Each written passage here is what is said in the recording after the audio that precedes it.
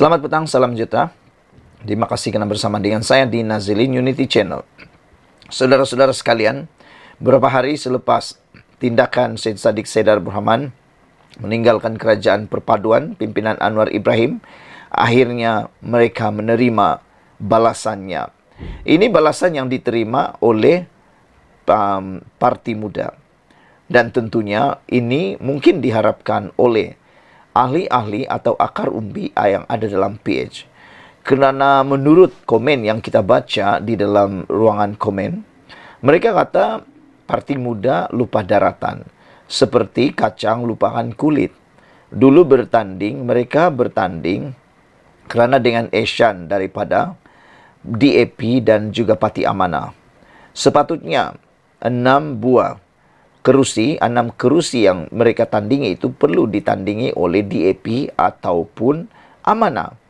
Tetapi oleh kerana Parti Amanah dan DAP bertimbang rasa isyan mereka baik, mereka sanggup menyerahkan kerusi itu untuk ditandingi oleh Parti Muda. Namun, selepas sudah menang, ini pula jadi. Itu sebabnya ramai akar umbi Pakatan Harapan menyatakan bahawa Muda adalah parti yang telah lupa daratan. Tapi tidak apa, kata mereka, kerana mereka jangkakan Parti Muda akan mengalami kekalahan yang teruk pada pilihan raya yang akan datang. Terutamanya mereka mengambil duluan atau mengambil contoh teladan yang berlaku kepada Parti Pejuang, yang mana pun kalah teruk juga. Sedangkan Mahathir pun kalah teruk, kata mereka. Ini kan pula Syed Saddiq Syed Abdul Rahman sahaja, kata mereka, yang juga mengaitkan dengan kes mahkamah yang dihadapi oleh Syed Saddiq Syed Abdul Rahman sekarang ini. Dan ini pula balasan kepada Parti Muda yang mereka terima serta-merta di Johor. Kerjasama PH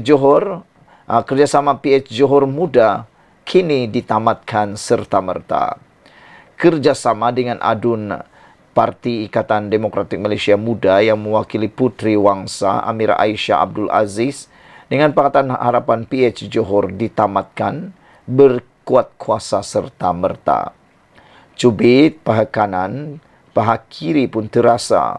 Maka saya selaku ahli Parlimen Kerajaan Perpaduan turut membuat keputusan menamatkan kerjasama dengan adun Puteri Wangsa di Tebrau, dan dalam masa terdekat akan menyusun gerak kerja penyelarasan di Dun Puteri Wangsa, kata ahli Parlimen Tebrau Jimmy Puah Wei. Hakikatnya Muda wujud atau tidak, ada atau tiada di Malaysia, di Johor dan di Tebrau tidak memberi apa-apa makna kerana tiada beri nilai tambah kepada PH. Sebaliknya banyak menyusahkan dengan mengeluarkan kenyataan demi kenyataan yang bertujuan menyerang kepimpinan kerajaan perpaduan, katanya dalam satu kenyataan.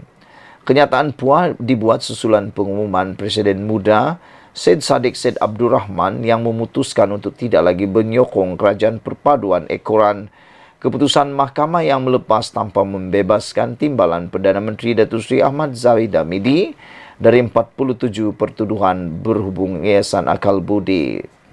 Di peringkat Dun Johor pula, Ketua Pembangkang Dewan Undangan Negeri Dun, Andrew Che Kang Eng, yang juga adun Setulang, memutuskan bahawa tiada lagi tempat untuk Muda di dalam blok pengimbang PH. Puah mengibaratkan Muda sebagai kacang lupakan kulit yang juga bertanding melawan calon kerajaan perpaduan di 19 kerusi Dun di dalam pilihan raya negeri di 6 buah negeri.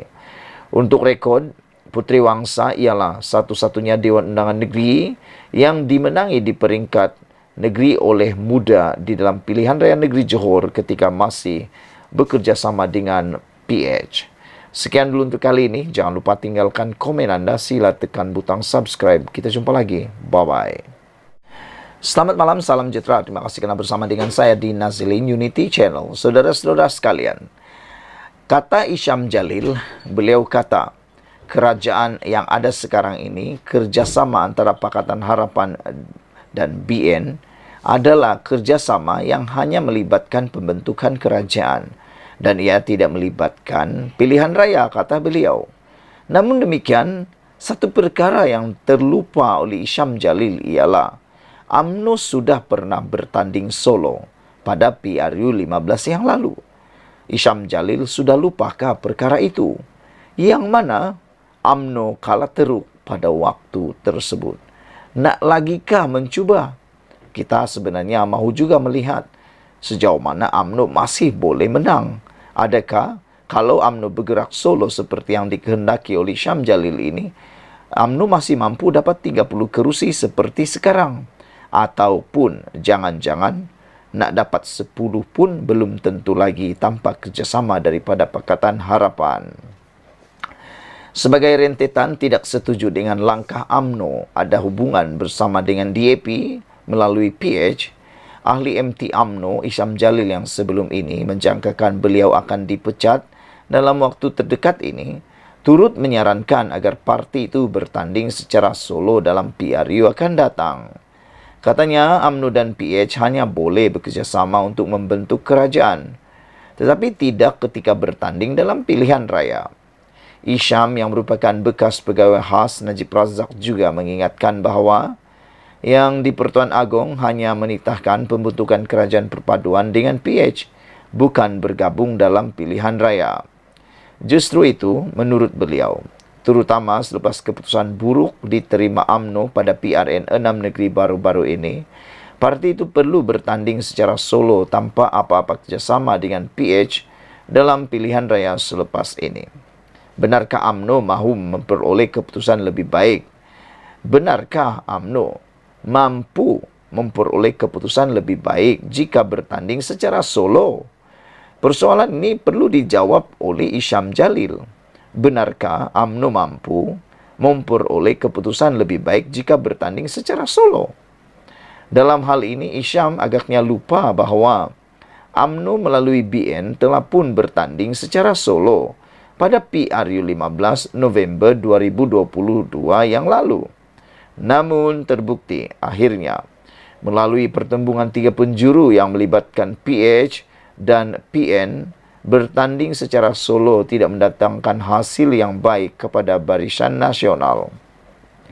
30 kerusi yang dimenangi BN dan 26 daripadanya melalui UMNO adalah bukti bertanding solo bukanlah pilihan yang tepat untuk diulangi sekali lagi. Apakah Isham Jalil mahu UMNO menerima nasib yang sama atau mungkin lebih kurang lagi kerusi yang mampu dimenangi pada PRU 16 akan datang dengan bertanding secara solo sekali lagi? Sementara UMNO sudah berada dalam kerajaan bersama PH, hubungan kerjasama dalam konteks parti sepatutnya turut dipereratkan sama. UMNO pada hakikatnya tiada pilihan lain jika ingin kembali relevan dan dominan dalam politik negara ini, melainkan bersama dengan PH walaupun ada DAP di dalamnya. Selain hanya dengan bersama PH saja, UMNO boleh bertanding semula di sebagian besar dan tidak mustahil di semua kerusi majoriti Melayu yang biasa ditandingi sebelum ini. Bersama PH yang ada DAP di dalamnya juga adalah suatu kelebihan buat UMNO, kerana ia memperlihatkan suatu bentuk kerjasama yang ikhlas dalam kerajaan serta di luar kerajaan. UMNO tidak harus bermusuh dari segi politik dengan DAP, kerana kedua-dua parti itu tidak bertanding secara sesama sendiri. Tetapi peranan masing-masing adalah saling melengkapi. Memukan bahawa DAP merupakan ancaman kepada orang Melayu hanyalah mainan PAS dan Bersatu untuk melemahkan UMNO.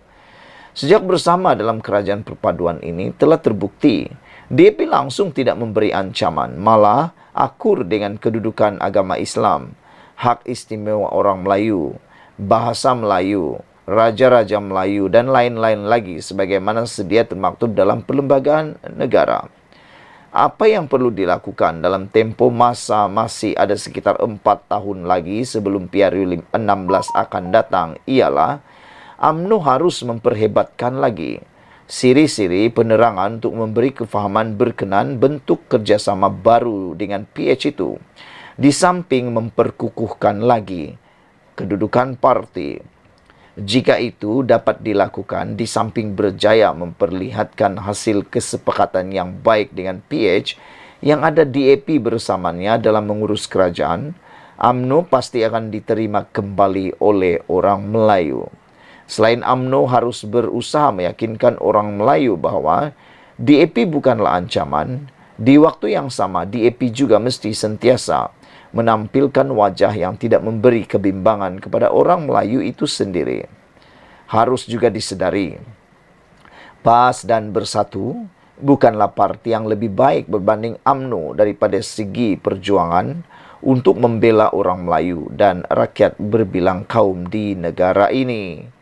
Kejayaan kedua-dua parti itu lebih banyak disumbangkan oleh mainan, sentimen kaum dan agama yang seringkali dicampur dengan unsur fitnah, menghasut, adu domba, serta sebaran maklumat yang tidak benar. Untuk itu, UMNO tidak perlu gentar berdepan PAS dan Bersatu untuk meraih kembali sokongan pengundi Melayu. Peneraan yang berterusan pasti akan berjaya memadam kepalsuan. Semua benda dalam dunia ini mengalami perubahan dan untuk terus hidup, UMNO juga perlu berubah untuk menyesuaikan diri dengan zaman yang sentiasa berputar. Berkawan dengan PH yang ada DAP di dalamnya adalah perubahan yang tidak dapat dielakkan oleh UMNO demi survival masa depannya. Bukan saja dalam mengurus negara, tetapi juga bagi menghadapi pilihan raya lantaran berbanding PN adalah musuh yang terang lagi nyata. Memang mahu membunuh mereka. Maka itu, daripada Isam terus meroyan mahu UMNO bertanding solo kerana ketakutannya kepada bayang-bayang DAP itu sendiri, lebih baiklah beliau melangkah pergi dahulu sama ada menyertai PAS atau Parti Bersatu. Kerana di dalam Parti PAS dan Parti Bersatu, di dalam Perikatan Nasional, tiada Parti DAP. Apa kata? Itu yang dilakukan oleh Isham Jalil, yaitu meletak jawatan dan meninggalkan UMNO. Janganlah tunggu untuk dipecat, kerana nanti kalau dipecat ada lagi pula ceritanya. Lebih baik undur diri dan cari haluan yang benar-benar beliau sukai. Kalau dah tak setuju dengan presiden parti, apa kata? Tinggalkan saja parti itu. Sekian dulu untuk kali ini. Dipetik daripada sabudinhusin.com. Kita jumpa lagi. Bye-bye. Selamat malam, salam sejahtera. Terima kasih karena bersama dengan saya di Nazilin Unity Channel. Ada orang dulu kata Anwar Ibrahim akan tumbang pada bulan Ogos. Tapi sekarang dah nak habis bulan September tak tumbang-tumbang lagi. Bahkan terkini Anwar Ibrahim kini semakin gah di puncak sana dengan kemenangan bergaya di Dewan Undangan Simpang Jeram dan juga di Parlimen Pulai Johor.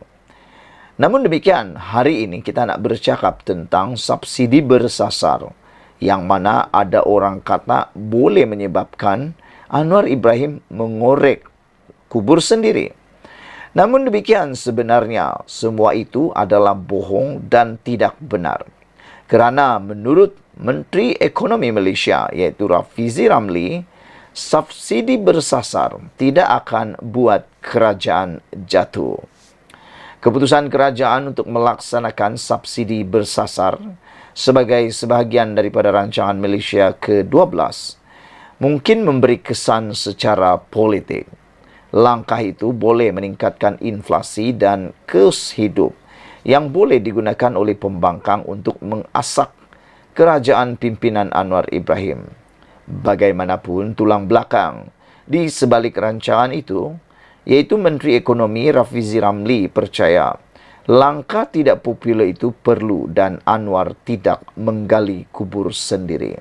Sebaliknya, katanya, RMK-12 termasuk rancangan subsidi bersasar akan menambah baik kehidupan rakyat dan memastikan Pakatan Harapan PH kekal memerintah. Anggota Parlimen Pandan itu berkata, rakyat cukup bijak untuk berkongsi wawasan yang sama. Saya fikir kerajaan akan bertahan untuk 5 tahun Dan saya fikir selepas setahun dua pelaksanaannya, apabila orang ramai melihat penambahbaikan yang dibuat, mereka akan menyokong idea ini, katanya lagi. Katanya, bagi memastikan kejayaan rancangan itu, keputusan sukar mesti dibuat sekarang, termasuk mereformasikan sistem subsidi yang gagal dilaksanakan oleh kerajaan-kerajaan sebelum ini. Jika kita gagal mencapai perkara ini dalam 5 tahun, kita harus mula laksanakan banyak reformasi teras secepat mungkin untuk memberikan masa kepada keputusan fiskal dan keuangan bagi manfaat negara ini. Dengan melaksanakannya, isi rumah akan mula faham bahawa langkah ini lebih baik dan satu-satunya cara untuk meminimumkan dan mengurangkan risiko politik. Jelas Rafizi dalam wawancara dengan Malaysia Kini di kementeriannya di Putrajaya pada Selasa. Jadi selagi kita menjaga keseimbangan antara timing, urutannya dan memberi kita masa yang cukup untuk melaksanakannya, saya rasa ia akan berjaya tambahnya. Langkah radikal itu antara 17 anjakan besar yang diketengahkan dalam kajian separuh penggal bagi memastikan pembangunan sosioekonomi sehingga 2025. Pada peringkat awal, laporan kajian itu, penekanan akan diberikan kepada subsidi elektrik, diesel dan petrol. Penjimatan daripada langkah subsidi bersasar itu akan digunakan untuk mendanai projek dan program sosioekonomi bagi manfaat rakyat. Ia akan dijalankan berpandukan data 10 juta isi rumah daripada sistem pangkalan data utama padu. Data ini merangkumi pekerja sektor tidak rasmi. Sementara itu, Rafizi menafikan RMK12 menyamai kerangka ekonomi kerajaan sebelum ini, terutamanya ketika pentadbiran Abdullah Ahmad Badawi dan Najib Razak. Membangkitkan kegagalan program transformasi kerajaan dan program transformasi ekonomi, dia berkata terdapat perbezaan besar antara rancangan itu dengan RMK12. Katanya, RMK12 tidak menggunakan perunding luar, sebaliknya 100% menggunakan kepakaran sektor awam. Saudara-saudara sekalian, kita ucapkan tahniah kepada Datuk Seri Anwar Ibrahim atas pelaksanaan RMK12, pengumuman RMK12 yang mana pada pendapat saya amat baik dan menekankan kesejahteraan rakyat.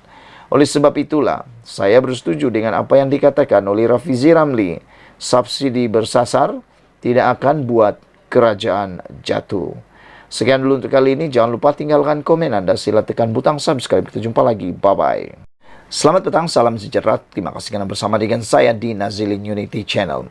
Tak tahan lagi, akhirnya DAP tampil.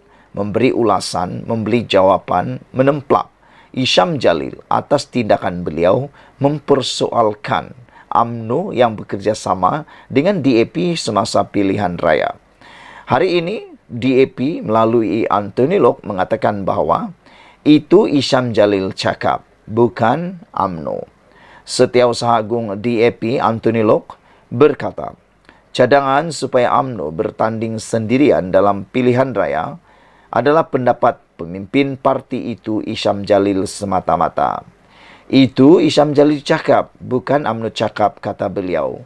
Dia tidak mewakili UMNO.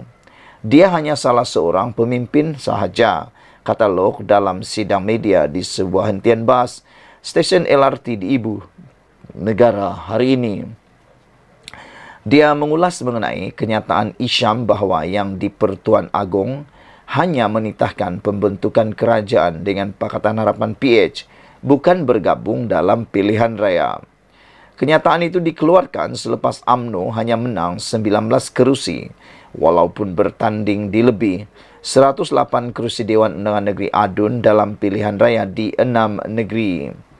Isham sendiri yang juga ahli Majlis Kerja Tertinggi MKT sendiri menjangkakan dia akan dipecat bersama beberapa pemimpin UMNO minggu ini. Tindakan itu dakwanya kerana tidak sehaluan dengan keputusan parti untuk bekerjasama dengan DAP. Sementara itu, menjawab kenyataan Lok, Isham berkata pandangannya mewakili akar umbi UMNO. Katanya lagi, akar umbi mahu UMNO mempertahankan hak-hak orang Melayu dan bukan mengikut telunjuk DAP untuk perjuangkan Malaysia. Jika mahu tahu secara tepat apa yang akar umbi UMNO mahu, YB boleh minta kepada kawan-kawan pro-DAP YB dalam UMNO untuk buat referendum dan tanya 3 juta akar umbi UMNO sama ada mereka mahu bekerjasama dengan DAP atau tidak, kata Isham Jalil lagi. Saudara-saudara sekalian, kenyataan Isham Jalil ini telah pun menjentik hati Presiden UMNO sendiri, iaitu Zahid Hamidi, apabila beliau mohon supaya Isham Jalil menghormati pendapat orang lain dan tidak hanya mahu pendapat beliau dihormati. Saudara, apa pendapat anda semua tentang isu kali ini? Adakah patut UMNO perlu meninggalkan gabungan PHBN dan membentuk diri sendiri dalam pilihan raya? Pada pendapat saya, kalau Barisan Nasional UMNO bertanding secara solo tanpa kerjasama PHBN, saya fikir buat masa ini UMNO dan BN khususnya UMNO akan menghadapi masalah yang sangat besar. Pada pendapat saya, mereka masih belum mampu lagi berdikari setakat ini kerana mereka masih perlu mencari rentak semula. Tapi tak tahulah apa pendapat anda sekalian. Namun, adalah lebih baik untuk terus bekerjasama dengan PHBN sehingga UMNO benar-benar sudah boleh merangkak semula. Ditambah pula, Perikatan Nasional pada waktu ini masih mempunyai kekuatan yang datangnya daripada PAS. Sekian dulu untuk kali ini. Jangan lupa tinggalkan komen anda, tekan butang subscribe. Kita jumpa lagi. Bye-bye. Selamat malam, salam sejahtera. Terima kasih kerana bersama dengan saya di Nazilin Unity Channel. Beberapa hari selepas Syed Saddiq Syed Abdul Rahman menarik sokongan daripada Kerajaan Perpaduan Pimpinan Anwar Ibrahim, akhirnya mereka terima bahana, mereka terima kesan buruknya. Kali ini, Amira Aisyah kini diberi kata dua, sertai amanah atau kosongkan kerusi Puteri Wangsa. Dipetik daripada My Metro. Wakil Rakyat Tunggal Parti Ikatan Demokratik Malaysia Muda dalam Dewan Undangan Negeri Dun Johor, Amira Aisyah Abdul Aziz di Puteri Wangsa, diberi kata dua, sama ada menyertai Parti Amanah Negara Amanah atau meletak jawatan sekaligus mengosongkan kerusi berkenan. Timbalan Pengerusi Pakatan Harapan PH Johor, Aminul Huda Hassan berkata, langkah itu perlu berikutan kerusi itu adalah milik PH yang sebelum ini diberikan kepada Amanah. Aminul Huda yang juga Pengerusi Amanah Johor mengingatkan Amira Aisyah bahawa kerusi Dun Puteri Wangsa yang didudukinya itu adalah isyan amanah kepada muda pada pilihan raya negeri PRN Johor tahun lalu. Amira Aisyah, Timbalan Presiden Muda, kena ingat, kerusi itu adalah isyan daripada amanah yang kita beri pada PRN Johor. Jadi, dia ada dua pilihan. Sama ada keluar dari muda sertai amanah atau pulangkan semula kerusi Dun Puteri Wangsa kepada amanah dan letak jawatan. Itulah maruah sepatutnya, kata beliau. Apabila Presiden Syed Saddiq Syed Abdul Rahman bersikap begitu, tarik sokongan kepada PH, dia seolah-olah macam kacang lupakan kulit. Patutnya, dia, iaitu Syed Saddiq Syed Abdul Rahman dan Amir Aisyah, boleh berfikir, ini kerusi yang kita bagi berdasarkan persefahaman, electoral pact, beri laluan kepada muda.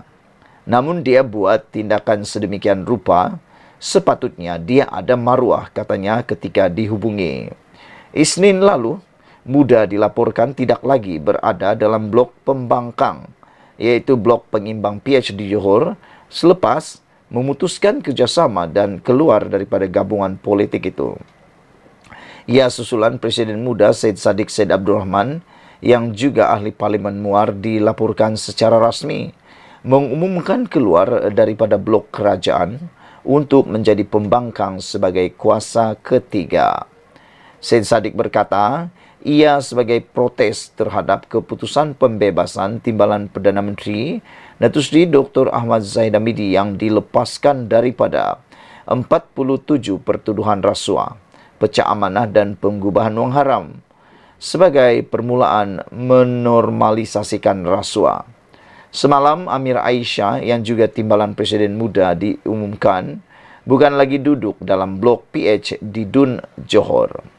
Dalam pada itu, Aminul Huda yang juga ahli Parlimen Sri Gading berkata, menerusi pakatan pilihan raya pada PRN Johor, PH iaitu Amanah dan DAP bersetuju memberikan 6 Dewan Undangan Negeri milik dua parti itu kepada Muda iaitu Tenang, Bukit Kopong, Parit Raja, Macap, Puteri Wangsa dan Bukit Permai. Pemimpin muda perlu belajar sejarah. Jangan gopoh dan semata-mata hanya membuat langkah populis sahaja. Ingat kembali bagaimana mereka peroleh kemenangan di Puteri Wangsa. PH yang bagi laluan berdasarkan kepada pakatan pilihan raya.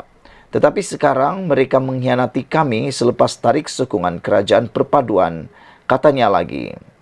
Amira Aisyah terus galas mandat di Puteri Wangsa hingga pilihan raya akan datang. Ini keputusan terkini yang kita terima, iaitu Amira Aisyah, timbalan Presiden Muda, akan terus galas mandat di Puteri Wangsa hingga pilihan raya akan datang.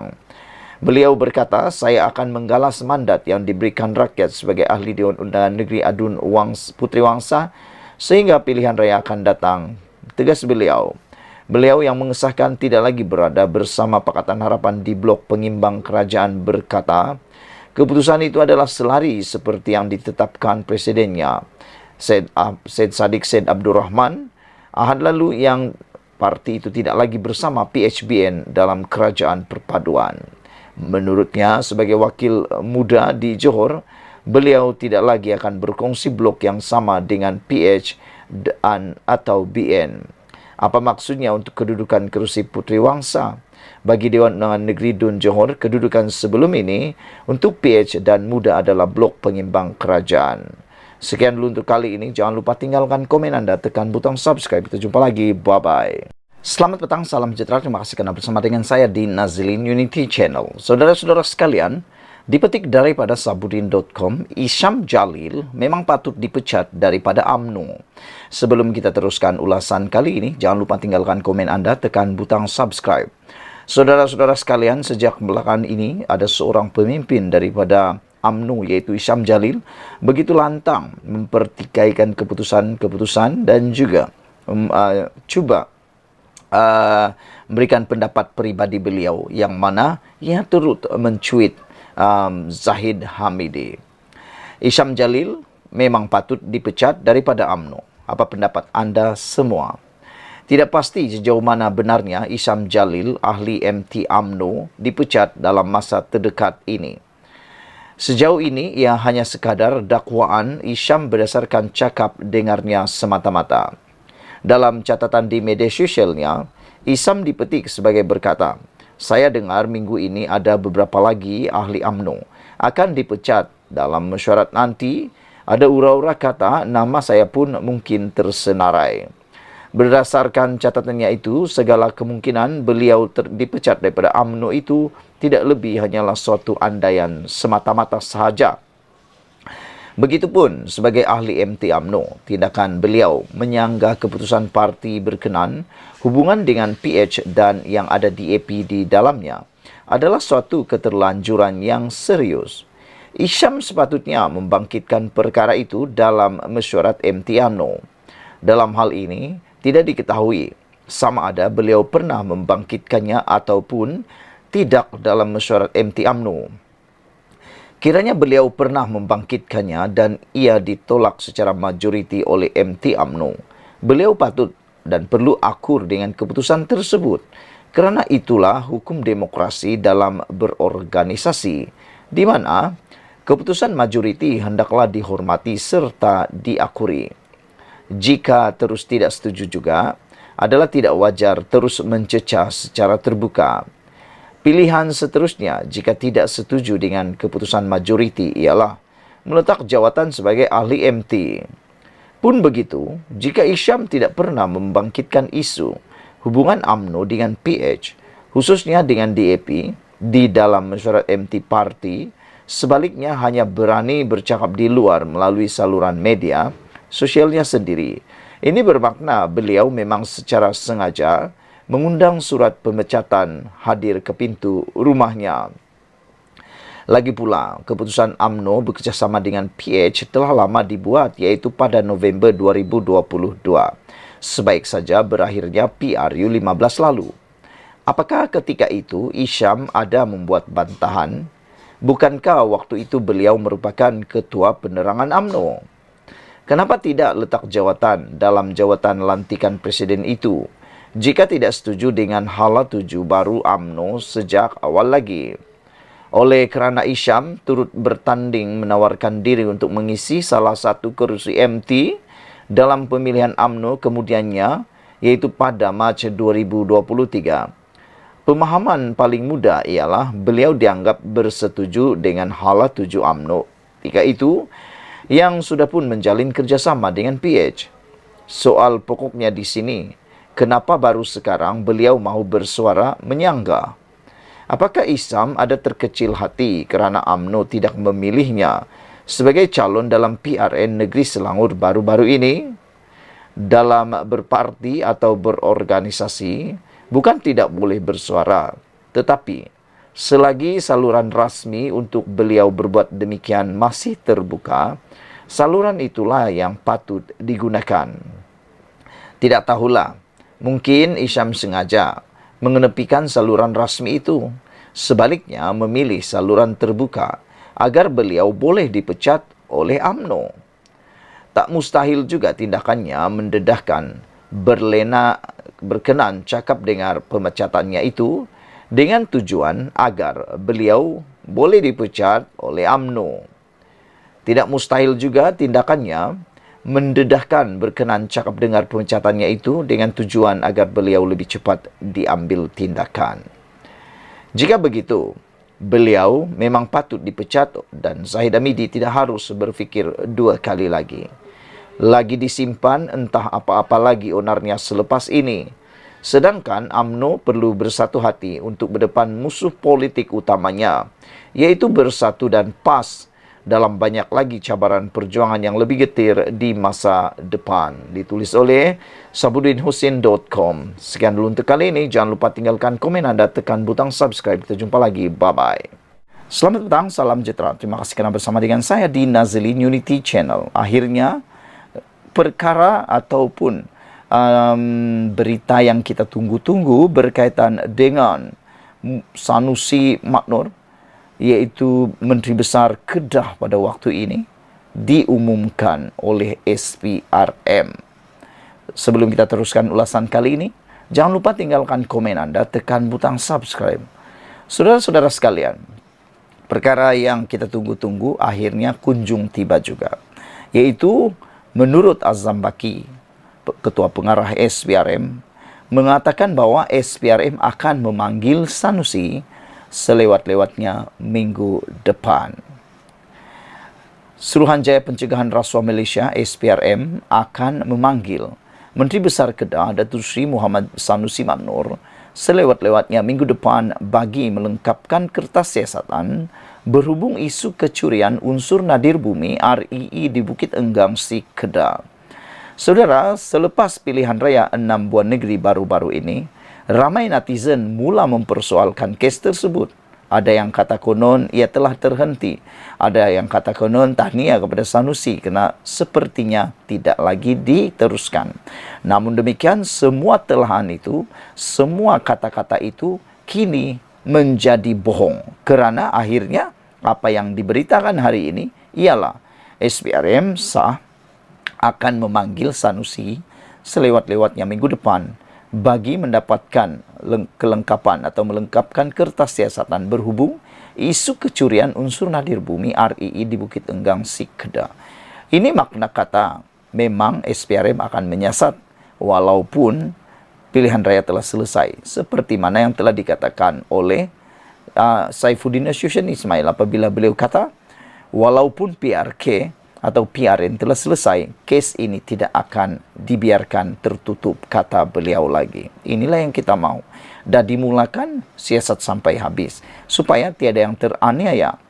Ketua Pesuruhjaya SPRM Tan Sri Azam Baki berkata, siasatan tersebut sudah berada di peringkat akhir, namun perlu melihat kepada beberapa perkara dalam konteks undang-undang, sistem dan prosedur, kata beliau. Walaupun kami SPRM menyiasat mengenai rasuah dan salah guna kuasa, kami juga melihat kepada beberapa perkara dalam isu RII ini, kata beliau. Dengan sistem dan prosedur, tugas kami adalah untuk menasihati kerajaan negeri tentang bagaimana hendak memperbetulkan keadaan. SPRM sedang menyiasat kes ini sebab itulah jadi lambat dan orang ramai bercakap tentang bila nak ambil tindakan, katanya kepada media ketika program Executive Talk bersama pengarang media cetak bahasa Melayu dan bahasa Inggeris di sini pada Isnin. Sinar Harian pada 9 Ogos melaporkan SPRM memperoleh keterangan baru, namun masih menangguhkan tindakan memanggil Muhammad Sanusi kerana ingin meneliti maklumat dan petunjuk baru yang diterima. Azam Baki berkata pihaknya akan menyiasat maklumat terbaru tersebut bagi menyokong siasatan sedia ada sebelum tindakan selanjutnya dijalankan. Bagaimanapun, Azam Baki menerangkan perkara yang dilihat adalah mengenai kuasa untuk meluluskan perlombongan haram itu kerana dakwanya ia bukan keputusan daripada kerajaan negeri, sebaliknya kerajaan persekutuan. Tambah beliau, pihaknya akan membuat mengenai pengurusan polisi dan cara mencadangkan projek itu kepada kerajaan persekutuan. Ujarnya, SPRM juga bakal menyemak segala tindakan yang dibuat pihak berkuasa sebelum ini terhadap isu berkenaan selain berlaku adil terhadap ahli Dewan Undangan Negeri Adun Jenari itu. Apabila melibatkan pendakwaan dan juga sistem atau prosedur, kebiasaannya kami akan ditanya di mahkamah. SPRM bertanggungjawab menyiasat kenapa warga China boleh masuk dan dari mana mereka datang. Semuanya kami perlu tahu. Adakah mereka datang untuk menolong ke kawasan atau mahu melakukan perlombongan haram? Soalnya. Azam Baki berkata perkara tersebut perlu disahkan sama ada Muhammad Sanusi benar-benar mengetahui keadaan yang berlaku atau sebaliknya. Hal ini kerana terdapat video dan gambar menunjukkan dia, iaitu Muhammad Sanusi, pergi ke kawasan kejadian. Seolah-olah dia baru tahu ada orang sedang mencuri RII, ujar beliau lagi. Sekian dulu untuk kali ini. Jangan lupa tinggalkan komen anda. Sila tekan butang subscribe. Kita jumpa lagi. Bye-bye.